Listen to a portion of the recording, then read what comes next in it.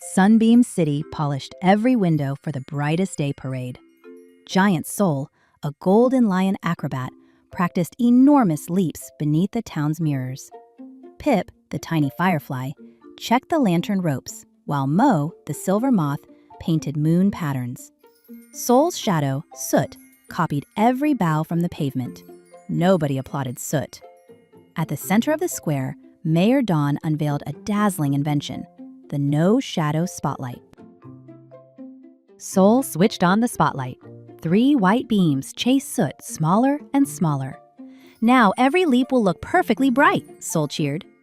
But Soot flattened into a dark ribbon, slipped from beneath Sol's paws, and stepped away. Other shadows followed. Tree shadows, kite shadows, even the shadow under the parade stage. They streamed toward Paper Night Valley. Without them, Sunbeam City looked shiny, flat, and strangely difficult to understand. Parade boxes seemed to float above the ground. Stairs lost their edges. A painted tunnel looked exactly like a real one, and the drum wagon bumped straight into it. Sol, Pip, and Mo chased the runaway shadows on a rolling sunwheel board. The spotlight beams bounced behind them, folding streets into bright paper panels. Sol leaped faster, but without Soot, he could not tell how high he was above the road. At the entrance to Paper Night Valley, a black maze rose like folded cards. Sol tried lighting every corner, but the walls disappeared in the glare. Mo dimmed one lantern. Soot's footprints appeared. Pip lowered another, and the maze gained edges, doorways, and bridges. Sol stepped carefully across a shadow bridge. Shade had not hidden the path. It had helped the path have shape. For the first time, Sol called, "Soot, I need you!" In Shadow Valley, Soot stood among hundreds of quiet silhouettes. Tree shadows cooled sleeping birds. Roof shadows made safe resting places. Tiny shadows gave stones and steps their edges. Soot explained that following Sol was not the problem. Being treated as something unwanted was. Sol wanted to answer quickly, but Mo touched his mane.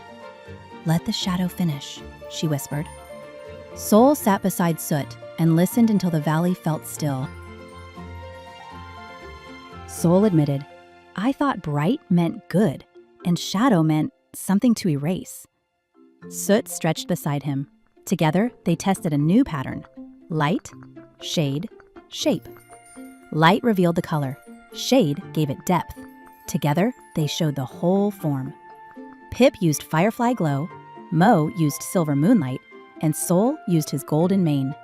Soot curved their shadows into stairs, shelters, and a path back toward Spotlight Tower.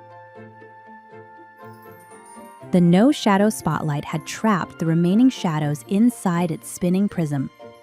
Sol climbed the tower, while Soot raced along the wall beside him. Pip blinked signals between the gears. Mo spread her wings across the brightest beam, softening it. Sol turned the 3 mirrors outward. Soot opened into a giant shadow sail, catching every freed silhouette. Shadows swooped home beneath trees, wagons, kites, and cheering feet. The brightest day parade became the Sun and Shadow Show. Sol leaped through rings of light, while Soot transformed beneath him into lions, ships, mountains, and dancing stars. Children made shadow puppets beside glowing lanterns. Cool tents welcomed neighbors who needed rest. Mayor Dawn learned that brightness did not have to fill every space. The most beautiful pictures used light and shadow together, and every performer, even one on the pavement, received applause. At sunset, Sol and Soot received one medal shaped like a golden sun joined to a silver crescent. Before each performance, Sol asked, "What should shine? What needs shade? How can both show the whole story?" He still loved brilliant leaps, but he never called Soot unwanted again.